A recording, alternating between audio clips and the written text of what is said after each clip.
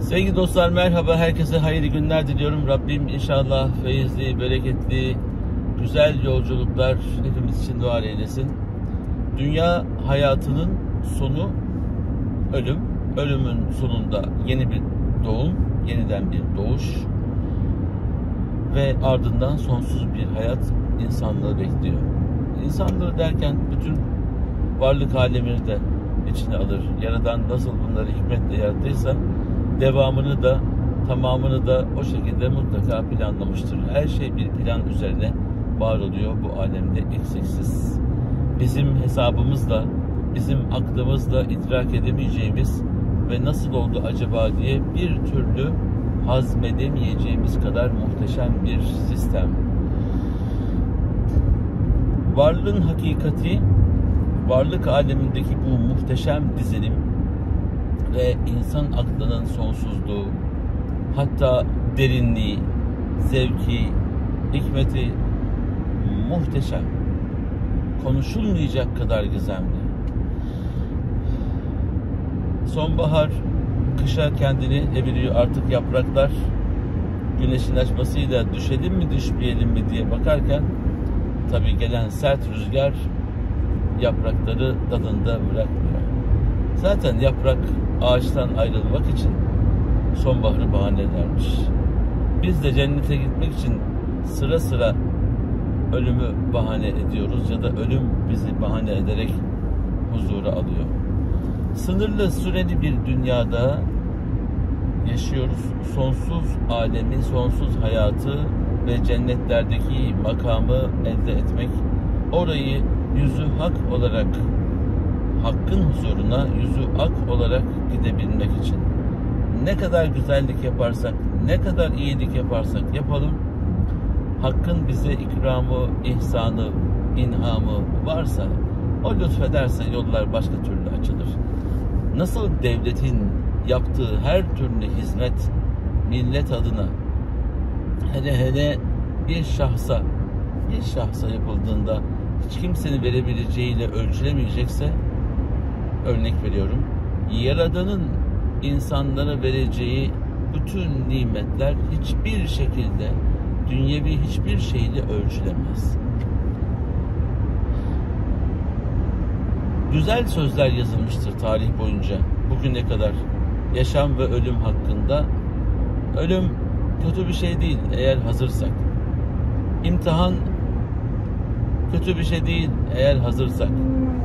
Zor sorular kötü şeyler değil eğer hazırsak.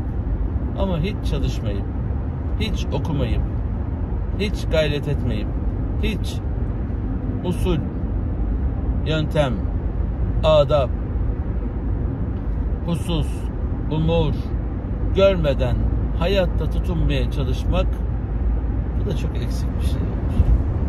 Bu demek değildir ki hayatın içinde, memleketinde, ücra bir köyde, muhteşem bir yerde yaşayan insanla şehrin göbeğinde her türlü sıkıntıyla karşı karşıya kalan insan arasında fark yoktur ya da fark vardır. Neye göre fark vardır? Neye göre yoktur? Şehirdekinin imkanları çok fazla, nimeti var ama bunun yanında nimetin külfeti de var. Peki şehirdeki mi daha şanslı, yoksa mezrada, en yukarıda, en özel alanda çok daha az insanla yaşayan insan mı? Siz nereden bakıyorsanız o kadar. Hak Teala ile en çok nerede murakabe haline gidiyorsanız, bağlantı haline gidiyorsanız, orası en güzel yerdir. Bu hususta Allah'a hamdolsun, insanlık alemi var olduğu günden bugüne Yaradan'ın has kulları, Rahman'ın has kulları ona ibadetle meşgul. Eli kârda, gönlü yarda olanlar. Yani ticaretini yaparken Rabbini de unutmayan, onun rızası için kazanan, çalışan ve onu başkalarıyla paylaşan insanlar. Ne mutlu. Ama orada bir çiçekle, orada bir binekle, orada bakıma muhtaç süt veren hayvanlarla meşgul olup kuşlarla kendi halinde hasbihal eden bir güzel insanın hali de imrenilecek kadar güzeldir. Dünyada ne kadar çok para kazandığınız değil, ne kadar çok kendinize iyilik yaptığınız, çevrenize güzellik yaptığınızla ilgili bize sual edilecek. Verilen nimetlerin hesabı sorulacak. Önce kendim için söyleyeyim. Biz sana Kur'an'ı lütfettik. Neden Kur'an'ı çok okuyup okutmadın? İlk sorulacak soru. İstanbul'da seni dünyaya gelmene, bir imamın çocuğu olarak hayata gelmene vesile olduk. Sen bununla ilgili alanda neden hizmetler vermedin? Onların yaptıklarından kendine çıkarım yapıp, örnek alıp neden insanların hayrına koşmadın diye bu soruları soracaklar. Okuduğun okullara neden talebeler yetiştirmedin? Gördüklerine neden insanları davet edip onların da bunlardan istifade etmesini sağlamadın diye soracak. Şimdi aynı soruyu kendi kendinize sorun. Doktorsanız neden doktorlar yetiştirmediniz? Tüccarsanız neden ticaret ehli insanlar yetiştirmediniz? Devlet adamı iseniz, devlet insanı iseniz neden devlete insan yetiştirmediniz hizmet anlamında diye size de soru sorulacak. Ev hanımıyım ben hocam. Neden güzel yemek yapmayı, evi yönetmeyi, evde çocukları büyütmeyi, evdeki eşe, reise, beyefendiye hayat yolculuğunda eşlik etmeyi, nelerden hoşlanırlar, nelerden rahatsız olurlar, bunları uygulamalı olarak neden göstermediniz diye size sorarlar. Ben bilmiyorum ki hocam diyebilirsiniz. O zaman da sorarlar neden bilmiyordunuz diye. Çok tanıdığım arkadaş var, annesi ve babası ile ilgili hakkımı helal etmiyorum diyen. Gördünüz mü? Diyeceksiniz ki bilmiyorlar ki biz neler yaşıyoruz. Anlatacaktınız. Hissettirecektiniz. Hissettirmek istemedik. O zaman beddua etmeyecektiniz. O zaman size yapılanların aynısını, yanlışların tamamını onlara da yapmayacaktınız. Biz ne gördük ki size ne gösterelim diye hakaret ederek konuşmayacaktınız. Sevgi dilini hakim kılacaktınız. 5 yaşında, 10 yaşında çocuk ne anlar hayatın gerçekleriyle? Hanımefendiler, ne olur Allah rızası için babanızın evinden bir parça daha fazla ekmek verdiniz diye çocuklarınızın önüne tahakküm kurmaya, emir vermeye hakkınız yok. Ama onlara çocukken sevgiyi yaşatırsanız onlar da hayat boyu sizin peşinizde koşarlar, hizmet ederler, hürmet ederler. Allah annemizden babamızdan razı olsun, hiç şikayet ettiğimi ya da onlarla ilgili bir soru sorulduğunda kafamı aşağı eğdiğimi görmemişsinizdir. Konuşmalarımın çoğunda da onlara hep dua etmişimdir. Çünkü dua edilecek, duayı hak edecek o kadar çok şey yaptılar ki Allah razı olsun. Sizinkiler de öyledir mutlaka.